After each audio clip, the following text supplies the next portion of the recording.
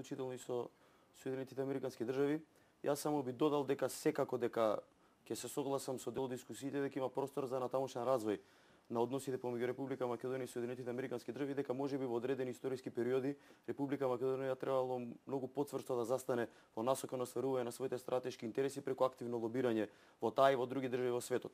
Но ќе ве потсетам дека секако дека имаше и голем број на успеси. Јас не велам дека успесите треба да ги минимизираме или пак недостатоците да ги глорифицираме. Само би ве упатил на заклучокот дека пред известно време повеќе сенатори од Соединетите Американски држави упатија писмо до нивната администрација во која што бараат таа држава да застане многу поактивно на страна на Република Македонија. Јас нема да кажам дека тоа е најголемиот чекор. Не, но се покажа дека што малку се направи чекор има позитивни ефекти. Односи се разбира, да. На тој начин да се продолжи. Државата представува комплексна структура. Министерствата, владата, политичките партии се едниот дел од приказната. Начинот на кој што се развиваат односите на една држава со друга држава е детерминиран и од целата активност на цивилното општество и на секој граѓанин поединечно. Македонската диаспора во Соединетите Американски држави, мојот колега многу подобро тоа го знае, се разбира дека е организирана и се разбира дека е активна. Меѓутоа постојат и други диаспори кои што се исто така организирани и кои што се исто така активни. Во меѓународните односи тоа повеќе од нас тоа го знаеме тука, дека се позициите такви при што силните го прават она што можат, слабите го прават она што мораат. И Република Македонија се надпреварува и не е самостојна во тој меѓународен надпревар. Но јас сум горд и мислам дека сите ние треба да бидеме практично горди што воспоставуваме едно силно пријателство со една моќна држава на светот која што во континуитет покажува разбирање за иднината и за стабилноста на Република Македонија. Џефери, посетата на Бајден на Косово, како е оценувате? Дали е тоа значајно, дали е во контекст на таа вертикала Белград-Косово, дали со расчистување на односите, иако се чини дека првобитните извештаи велат дека тие сепак не најдоа заеднички јазик со Тадич и Бајден околу Косово? Добра, посетата на Косово е во рамка на посетата на регионот. Вие знаете, посетата на Бајден претходила прво на Сараево, Белград па Приштина.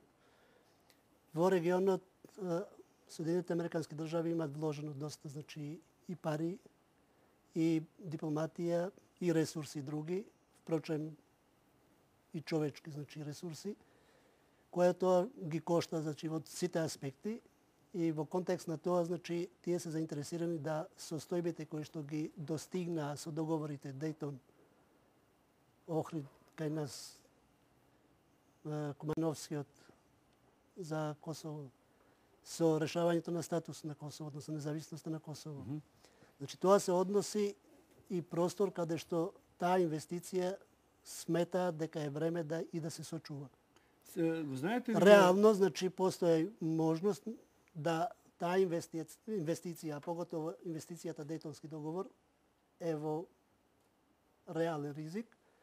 Вие знаете дека во последно време, значи Федерацијата Босна и Херцеговина колабираше од финансиски аспект, значи најавите на дел од тие што го сочинува, значи Федерацијата, по-конкретно, значи српскиот дел, за можни порадикални чекори по однос на понатамошното дејствување во Федерацијата. А Приштина? Приштина си го има решено статусот со меѓународно посредство и со сите нишани, значи она си ги поминала сите патеки и сите фази на незиниот статус и со представникот на Обединетите нации Марти Ахтисари, кој што дефинитивно, значи, ја кажа последната оценка дека Косово треба да биде независно и како такво треба да се развива. Сте слушали на синтагмата во Македонија, која постои претежно меѓу македонците, американците ги сакаат албанците. Сте слушали? Дали... Па добро, јас сум слушал синтагмата, македонците не ги сакаат американците. Да, добро, може да е така, да. Тоа може и конкретно. И едното и другото. И тоа конкретно, може би која беше најбитна за Македонија и за македонците сега, ако сакате да кажете, во време на дејствувањето на КФОР во Косово, наместо Македонија и институциите се постават и да се позиционират про Соединетите Американски држави, вие ги знаете случувањето околу палењето на амбасадата, околу жртвата што настана како напад директен, значи, на граѓаните од Република Македонија. Значи, во клучните моменти Македонија не знаела да се престрои таму кај што е место. Република Македонија секогаш ги добијала сигналите. Првиот сигнал е добиено 93-95 со зачленувањето во партнерство за мир. Вториот сигнал е добиено со признавањето на уставното име. Третиот сигнал, значи ангажманот околу членството за името, меѓутоа не се меша директно, меѓутоа сигналите ги добила Македонија, меѓутоа тие што беа носители на, односно примачи на сигналите, или не ги разбраа, или не сакаа да ги разбират. Конечно, правото прашање прави одговор. Реплика Петровски, реплика Спасеновски. Не е тоа некоја реплика, меѓутоа мислам дека треба да ги подрасчистиме работите. Знаете што, кај нас можеби и со право, делумно, се смета дека Америка е една земја која што на сила ги остварува своите надворешно политички интереси. При тоа, често и намерно се испушта од вид дека, да речеме, 95-та година, да не беше на сила тоа собирање на тогашните лидери, најверојатно во Босна ќе имаше уште едно 200-300 жртви. Значи, некогаш правото и правдината во меѓународната политика се заменуваат со интервенција и примена на сила, но крајниот резултат беше сериозен во корист на заштита на животи. Ќе потсетам дека и Втората светска војна најверојатно на европско тло немаше да се разреши како што се разреши, да не се инволвира американците. Сега, истото се случува повторно. Доаѓањето на Бајден во регионот и укажува на Европа, бидејќи дел од дискусиите беа и тоа, оти таа нема функционален план за Босна и оти сад се загрижени, оти може да се случи насилно раздружување, значи не напуштање на Додик и компанија, односно српскиот дел, со некакво прогласување на припојување кон Србија или не знам друг ентитет, туку насилно со крв. И тие доаѓаат тоа да го спречат. Тоа, по моја оценка, може да се смета за еден алтруистички потек. Истото е во Косово. Косово, без разлика, можеби нема се сложиме со колегата, Косово ги има исто проблемите територијално. Србите на северот на Косово исто така имаат некои намери така понасила да го оделат тој дел. Дел од безбедносните ризици дури се еминентни и за Македонија. Значи, од таа гледна точка мислам дека е сосема легитимно, ако да речеме се сложиме дека тоа е силата број 1 по моќ, по војна моќ и по ефикасна дипломатија која што е инструментализирана во интересите на државата, може да се сложиме дека тие навистина и нешто добро сакаат да направат. Меѓутоа перцепцијата кај нас е сосема поинаква. Ние сме спремни да се делиме се уште по племиња, во смисла едното племе или едната групација или едниот етникум ги сака, ај сега ние нема да ги сакаме, или ај ние малку сега ќе глумиме. Политичките елити дали создаваат во својот етникум позитивна енергија? За жал не.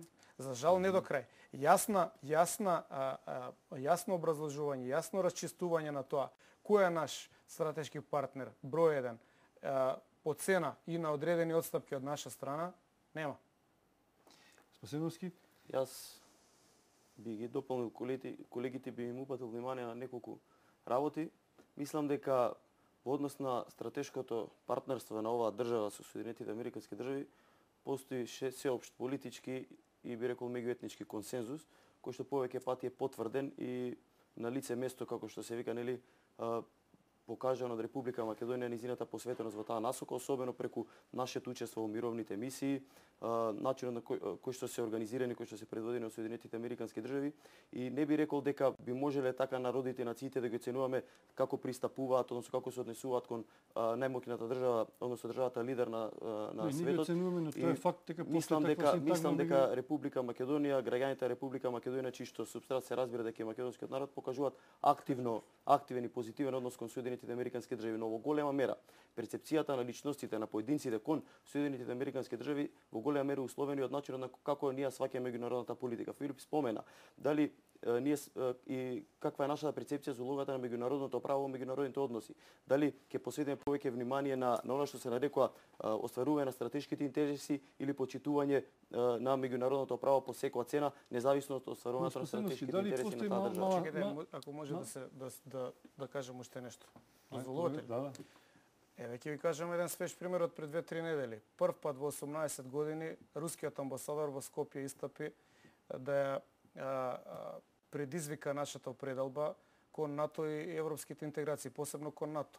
Немаше чиста и јасна реакција од нашиот естаблишмент, ако веќе говориме во таа насока. Или барем подсетете ме, ја можеби сум го пропуштил. Јас не видов чиста и јасна реакција која што веројатно нашите други стратешки партнери или очекуваат или гледаат на кој начин ќе биде соопштено или манифестирано од наша страна. Или пак ќе